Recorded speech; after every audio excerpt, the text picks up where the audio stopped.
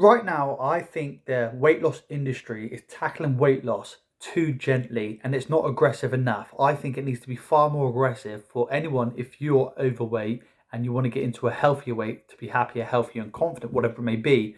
I believe people are getting promoted to tackle it far too softly. And because there's so much promotion in this kind of way, sometimes it even influences me.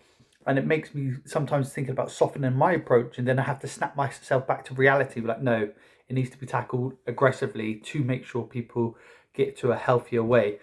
Um, and I'll give you an example. People talk about, you should do things that are sustainable. You should do things, you should never call it a diet and things like that, where some of it obviously clearly is a little bit true.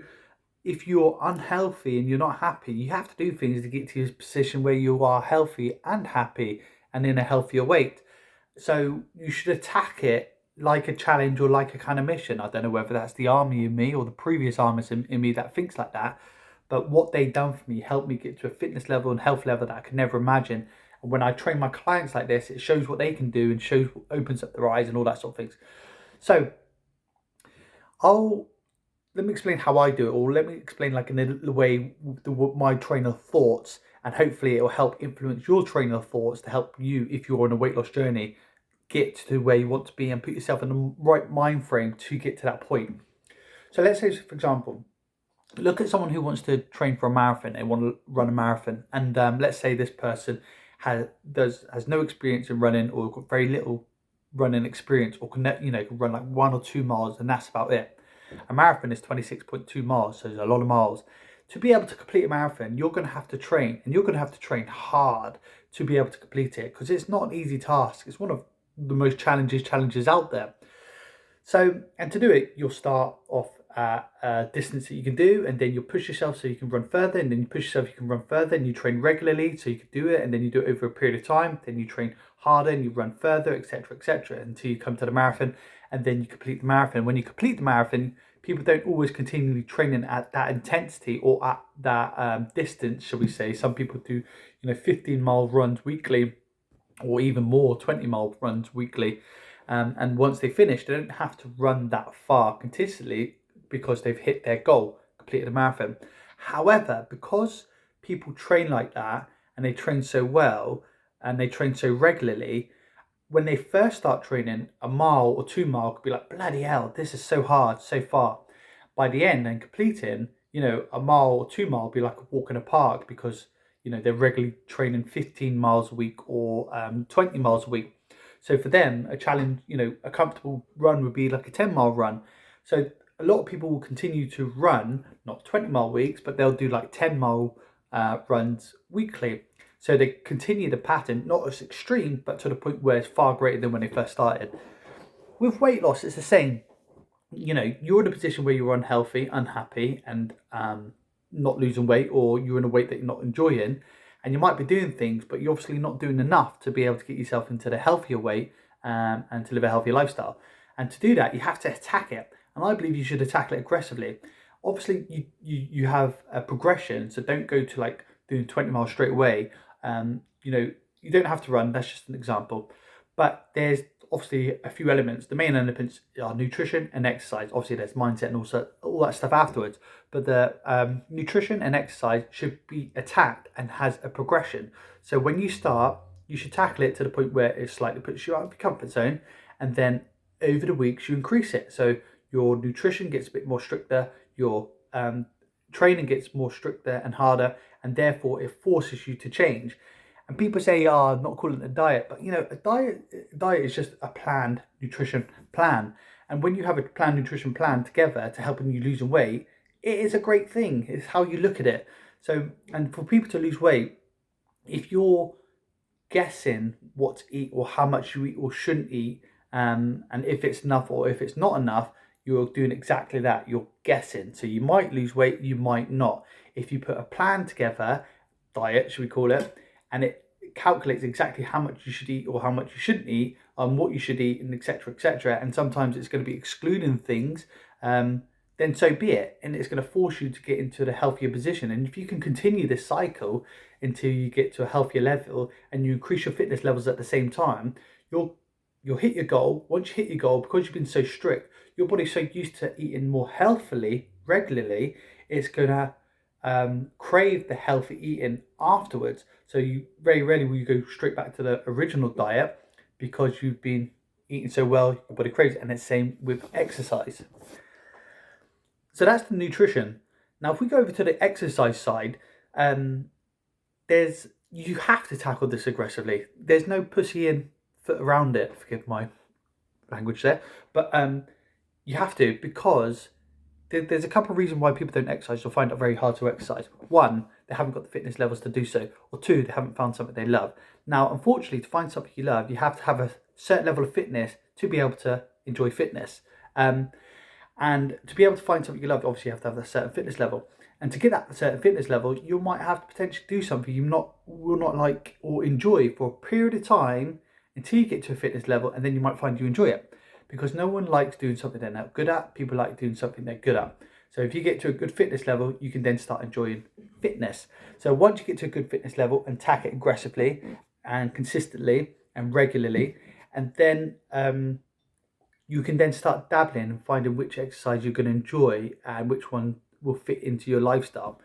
When you change, and so that's the exercise nutrition. But when you go from the lifestyle you are now to a lifestyle that's going to help become fitter, healthier, more confident, people say you've got to do something that's sustainable. But anytime you change your lifestyle, nothing's sustainable, because you're changing a lifestyle that is not normal to you currently. So your body is going to crave what is used to. And I'll give you the perfect example. So let's look at nutrition. Let's say you love pizza and you love ham pineapple pizza, the best pizza out there. Everyone loves pineapple on pizza. Only joking. I know that's a big contradiction there, of people who like it or don't like it. But let's say you like pizza. Now let's say we need you to lose weight. And we say, if we feed you, and you eat like 4 pizzas a day, and we know if you give you 2 pizzas a day, it's going to help you lose weight because you're eating less than your normal. Therefore, you're not consuming as many calories, and it's going to force you to lose weight.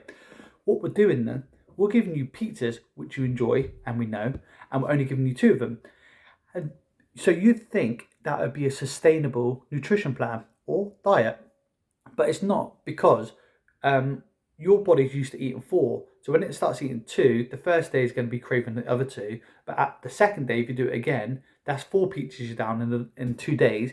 Your body's going to start going a bit crazy and be like, where's those other 2 pizzas? And it's going to be quite hard not to consume the other 2 pizzas because you're so used to having them.